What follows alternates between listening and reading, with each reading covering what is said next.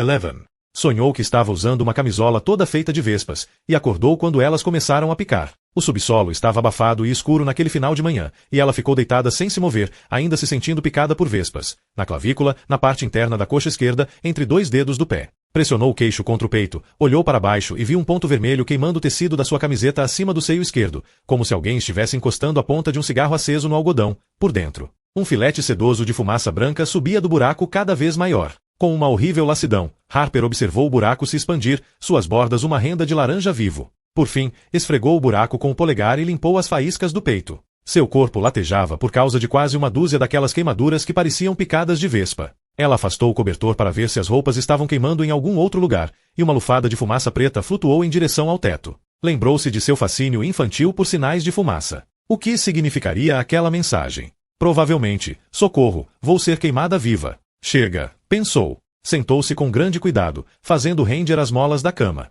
Não queria acordar ninguém, não queria causar nenhum problema. Nesses primeiros instantes, não soube ao certo o que pretendia fazer, só que não queria ter de falar com ninguém a respeito. Aquele chega indicava algum tipo de decisão, mas não ficou imediatamente claro para ela o que havia decidido. Na cama junto à sua, René dormia de lado, imersa nos próprios sonhos, sorrindo de algum acontecimento imaginado. Harper meio que teve um impulso de se inclinar e beijar sua testa, para ter um último instante de contato físico. Último instant? Constatou que não conseguia olhar para René por muito tempo. Chega representava algum tipo de traição da sua amizade. Chega iria ferir René, iria deixá-la. O quê? Perdida, foi a palavra que lhe veio à mente. Perdida e Chega combinavam como marido e mulher. Cogitou por dentro da bolsa de lona a mãe portátil e as roupas, mas Chega era um destino que não requeria bagagem. Chega era uma reverberação bem no fundo de si, uma espécie de vazio ecoante, como se ela fosse um campanário no qual um sino houvesse sido solenemente tocado. Não pergunte por quem os sinos dobram. Ela se levantou e se pôs a andar pelo concreto fresco e empoeirado.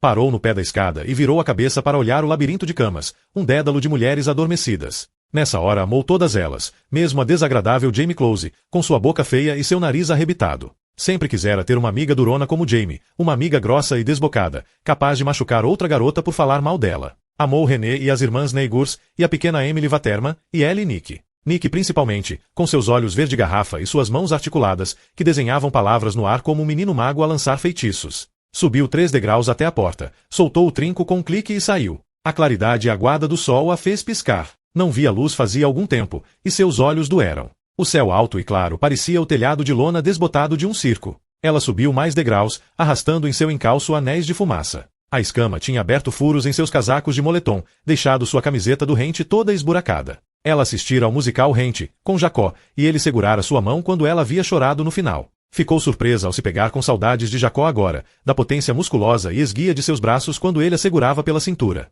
O fato de ele ter lhe apontado uma arma na última vez em que ela o vira não parecia ter importância. Supunha que Jacó tivesse razão. Teria sido muito mais fácil fazer as coisas do jeito dele. Ele sabia como seria horrível morrer queimado. Queria apenas poupá-la. Por isso, ela havia estraçalhado a cara dele com um copo quebrado e desperdiçado sua garrafa de vinho especial. Harper tinha dito a si mesma que estava se mantendo viva pelo bebê, mas na verdade o bebê nunca tivera nada a ver com isso, não de verdade. Ela estava aguentando porque não conseguia suportar dizer adeus à própria vida e a tudo de bom que esta continha. Egoistamente, queria mais. Queria tornar a abraçar seu pai e sentir o cheiro de sua água de colônia H-Bob, que sempre a fazia pensar numa corda encharcada de água do mar. Queria se sentar à beira de uma piscina em algum lugar, com o sol batendo na pele quase nua, meio cochilando enquanto ouvia a mãe tagarelar sobre todas as coisas engraçadas que Stephen Colbert tinha dito na TV na noite anterior. Queria ler de novo seus livros preferidos e visitar os amigos mais uma vez. Harry e Ron, Bilbo e Gandalf, Azel e Big Vig, Mary e Bert.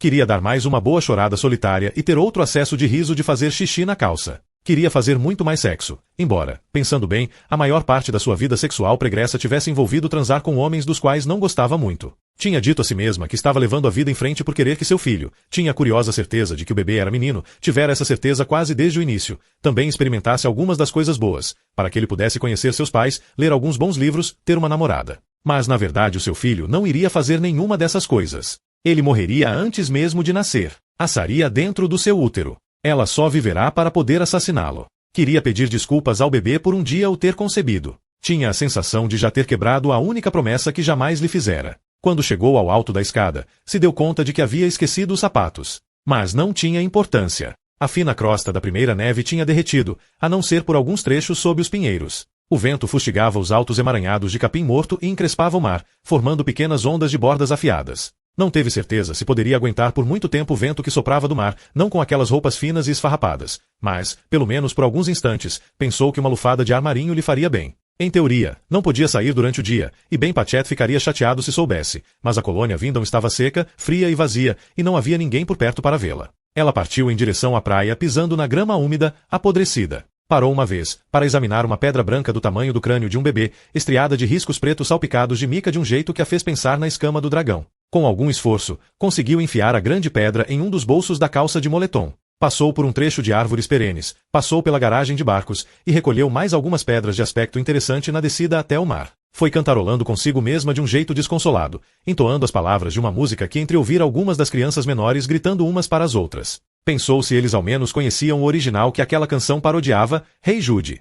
Provavelmente não. E tu, pra que chorar se você fritar vai ser bem merdaia, que pena. Você virar um carvão. Quem vai varrer sou eu, e catar as cinzas. Ela sorriu sem nenhum prazer. Quisera acreditar no milagre de tia Carol, quisera muito mesmo acreditar que seria capaz de sair daquela situação cantando. Dava certo para todos os outros, garantia sua segurança e os enchia de contentamento, e deveria ter dado certo para ela também, só que não deu, e ela não podia fazer nada. Tinha raiva deles por conseguirem fazer o que ela não conseguia. Tinha raiva deles por terem pena dela. Ali, sozinha na luz clara, fria e cortante da manhã, podia admitir para si mesma que os achava repugnantes quando eles todos se acendiam na igreja. Estar entre eles quando seus olhos se punham a brilhar e sua escama do dragão pulsava era quase tão ruim quanto ser apalpada numa multidão pela mão de um desconhecido. Dentre todas as coisas que ela desejava que acabassem, queria o fim da cerimônia matinal na capela, do som e da fúria, do canto e da luz. Andou até as tábuas cheias de farpas do cais. Ali, no mar aberto, o ar salgado a atingia com golpes repetidos, purificadores. A madeira, amaciada por uma década de água e umidade, tinha uma textura agradável sob seus pés. Ela caminhou até a borda e se sentou. As pedras dentro de seus bolsos fizeram barulho ao se chocar na madeira. Com os dedos dos pés tocando a superfície da água, Harper olhou para a ilha do bombeiro. Mergulhou um dos dedões e deu um arquejo. A água estava tão gelada que fez as articulações de seus pés latejarem de dor. Alguém havia deixado um pedaço de barbante verde puído enrolado em volta de uma das estacas. Quase distraidamente, ela começou a desenrolá-lo. Sentia que era importante não pensar muito no que fora fazer no cais. Se encarasse aquilo de frente, talvez perdesse a coragem. Em algum nível semiconsciente, porém, sabia que o frio do oceano seria quase tão insuportável quanto a sensação de picada de vespa da escama do dragão esquentando, e que o instinto a conduziria de volta à margem. Se amarrasse os próprios pulsos, porém, não conseguiria nadar, e o frio logo passaria da dor à dormência. Pensou que abriria os olhos quando estivesse debaixo d'água. Sempre havia gostado da escuridão embaçada do mundo aquático. A névoa nublada se esgarçou ao leste, e ela entreviu uma nesga de azul claro. Sentia-se tão limpa e aberta quanto aquele céu azul. Sentia-se bem. Começou a enrolar o barbante em volta dos pulsos. A brisa trouxe um grito distante. Ela hesitou e inclinou a cabeça para escutar. Em uma das extremidades da pequena ilha ficava a ruína de um chalé de um cômodo só. Apenas duas paredes continuavam de pé. As outras duas haviam desabado junto com o telhado. Vigas calcinadas se entrecruzavam lá dentro. Uma segunda construção, de tamanho menor, algum tipo de casebre sem janelas pintado de verde e com uma porta branca, fora erguida na meia-lua de areia que ficava de frente para a colônia Vindon. Tinha um telhado de capim, e uma duna havia formado um banco de areia alto encostado na parede do outro lado, deixando-a meio parecida com a toca de um hobbit enterrada no flanco de uma colina. Uma chaminé feita com um cano de latão soltava dia e noite um filete de fumaça, mas até onde Harper sabia nunca havia chamado a atenção do mundo exterior. Não era possível correr os olhos pela margem sem ver uma dúzia de filetes de fumaça iguaizinhos. Só que agora a chaminé transportava o eco de uma vozinha tensa e distante. Não, não vai, não. Você não pode fazer isso. Gritava o bombeiro. Não pode desistir. O coração de Harper pulou feito uma arapuca que se fecha. Por um alarmante segundo, teve certeza de que ele estava falando com ela. Mas é claro que ele não podia vê-la de dentro do seu barracão. Não tinha a menor ideia de que ela estava ali. Eu não fiz tudo o que você queria? Gritou ele, e graças a algum truque perverso de acústica o vento capturou sua voz e a trouxe até ela com clareza. Não fiz tudo o que você pediu? Você não acha que eu quero desistir? Só que eu continuo aqui. Se eu não posso ir embora, você também não pode. Ela sentiu que deveria sair correndo, que não tinha o direito de escutar nada daquilo, mas não conseguiu se mexer. A fúria que escutou na voz dele varou seu corpo feito uma estaca, imobilizando-a onde estava. Um forte clangor de ferro soou dentro do barracão. A porta se sacudiu no batente. Ela aguardou, impotente, para ver o que aconteceria a seguir, torcendo com todo o seu coração para ele não estar prestes a sair e vê-la. Ele não o fez, e nada mais se ouviu. A fumaça continuou saindo tranquilamente da chaminé, desfazendo-se rapidamente conforme se misturava à névoa reinante. O vento sacudia os tufos ásperos de algas na ilha. Harper escutou, aguardou e observou, até perceber que estava trêmula por causa do frio. Deixou cair o barbante que estava enrolando nos pulsos. Um vento o capturou, o fez flutuar pelo ar e o jogou no mar. Ela aproximou os joelhos do peito e os abraçou para se aquecer. A pedra em forma de crânio de bebê pressionou dolorosamente o seu quadril, então ela tirou do bolso e a pousou na borda do cais. Perto demais da borda. A pedra rolou de lado. Pluft fez o mar quando a engoliu. Foi um som tão gostoso que Harper deixou cair todas as outras pedras que havia recolhido, uma após a outra, só para escutá-lo de novo, e outra vez. Norma Yao dizia que ali havia fantasmas, fantasmas feitos de fumaça. Talvez John houvesse gritado com um deles. Talvez houvesse gritado com as sombras. Ou consigo mesmo. Fantasmas traziam recados do além, mas não davam pistas de que seriam bons ouvintes. John havia soado tão infeliz, tão magoado, que Harper pensou que alguém precisava escutá-lo. Se não os fantasmas, ela. Além do mais, Jacó sempre pensara saber melhor do que Harper o que era bom para ela, e se matar seria uma admissão de que ele estava certo. Isso em si já era um motivo para persistir, só para fazê-lo morder a língua. Agora que estava mais desperta, ela estava se sentindo menos propensa a perdoar a questão do revólver. Ninguém a ouviu entrar de novo no subsolo da capela. As cobertas de sua cama estavam com cheiro de fogueira, mas eram tão aconchegantes que ela pegou no sono em minutos, e dessa vez não sonhou.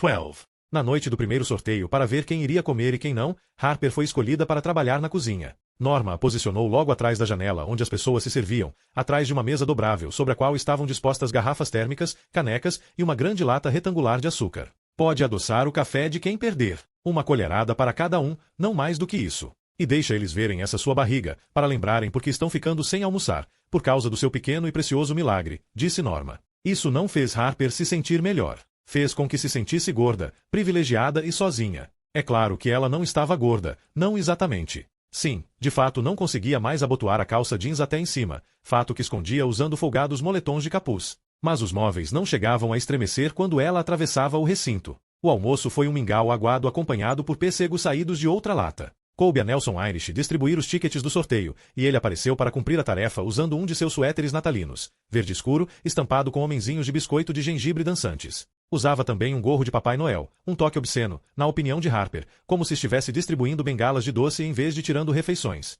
Os tickets foram postos dentro da bolsa de couro marrom de uma mulher. Os perdedores estavam marcados com X pretos. Harper pensou que aquela bolsa era uma espécie de oposto kármico do chapéu seletor. Em vez de ser despachado para Sonserina ou Grifinória, você era obrigado a passar fome com uma xícara de café adoçado. Nem sequer podia permanecer no refeitório com os outros. Não acho que seria uma boa ideia, tinha explicado bem Patchett. Se deixarmos os perdedores aqui, o pessoal vai ficar com pena e começar a dividir a comida. Em geral sou super a favor de compartilhar, e compartilhar irmãmente, mas nesse caso isso iria contra todo o objetivo do sorteio. Tem tão pouca coisa para dividir que, se as pessoas começarem a repartir suas porções, vai ser como se ninguém estivesse comendo direito. Ele então disse que haveria apenas 29 tickets perdedores na bolsa. Havia decidido tirar o 30º, para mostrar que não estava pedindo a ninguém para fazer nada que ele próprio não estivesse disposto a fazer. Às 2 da manhã, seu horário de almoço habitual, Norma soltou a tranca das portas do refeitório e se afastou de lado quando as pessoas começaram a entrar, limpando a neve dos gorros e dos ombros. Estava nevando outra vez, uma precipitação veloz, leve e fina.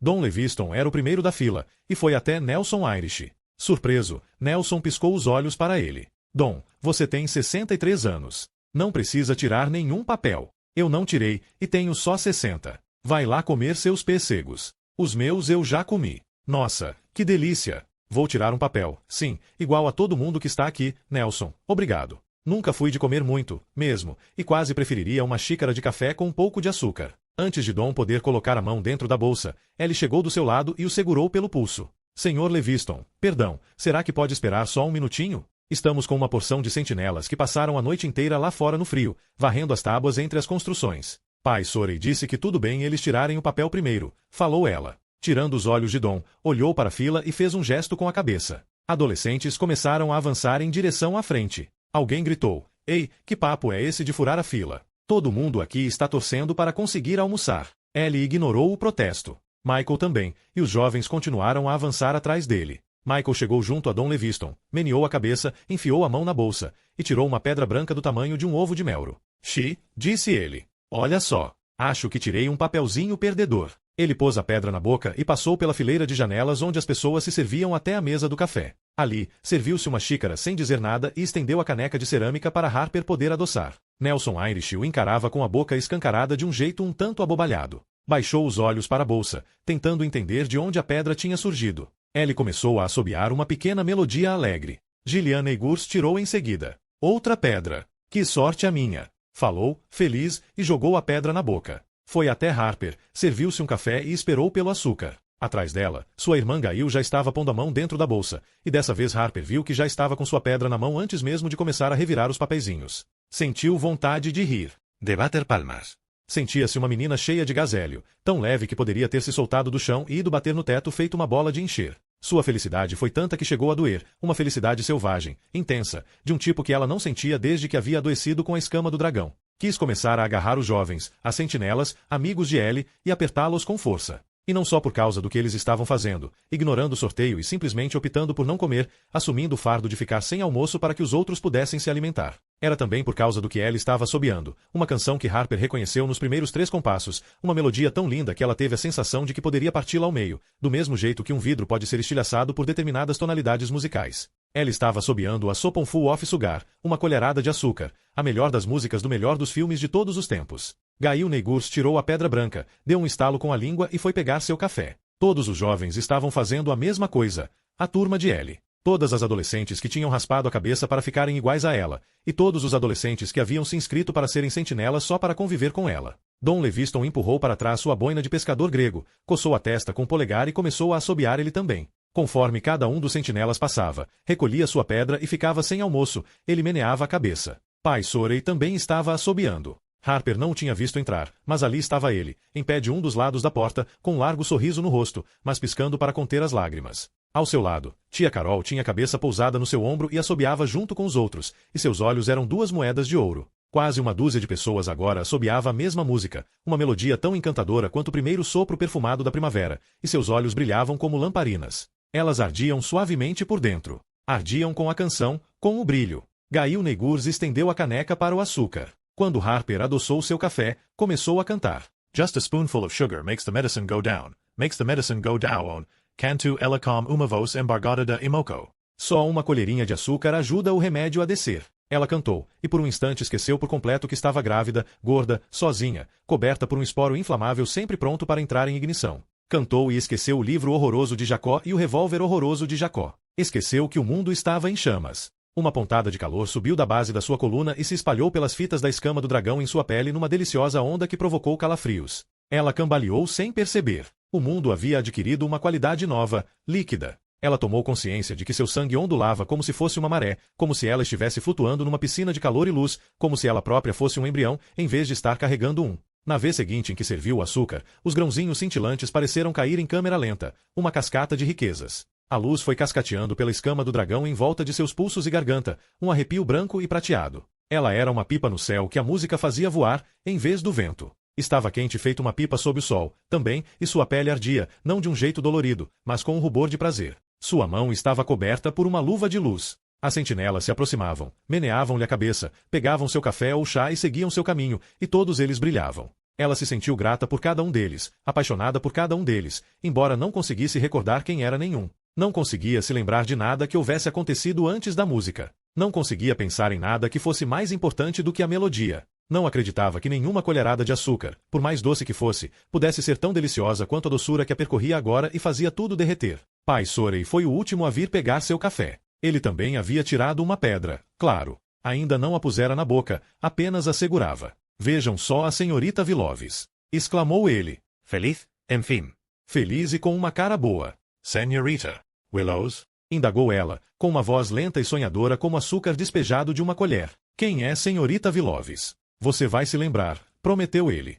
13. E de fato ela se lembrou. Seu nome lhe voltou logo antes do raiar do dia, voltou quase no mesmo instante em que ela parou de tentar recordá-lo. Seu subconsciente o cuspiu sem aviso algum, de um jeito bem parecido com o que às vezes lhe fornecia a resposta a uma pergunta de palavras cruzadas que vinha lhe fugindo. Ela não acordou mais tossindo fumaça. Não houve mais calores subindo por sua camiseta durante a noite. Na ida seguinte à capela, Carol sentou-se em frente ao órgão para tocar Spirit in the Sky, Espírito no Céu, e a congregação se levantou para cantar. Todos urraram e bateram com os pés no chão feito marinheiros embriagados no romance de Melville, entupidos de rum e assustando as gaivotas com seus cantos marinhos, e Harper se esgoelou junto com eles, se esgoelou até ficar com a garganta dolorida. E eles brilharam, todos eles juntos, Harper também. Seus olhos luziam feito dois lampiões, sua pele zumbia de calor e prazer. Seus pensamentos voaram para longe como um falcão subindo numa corrente de vento quente de verão, e durante algumas semanas tudo quase ficou bem.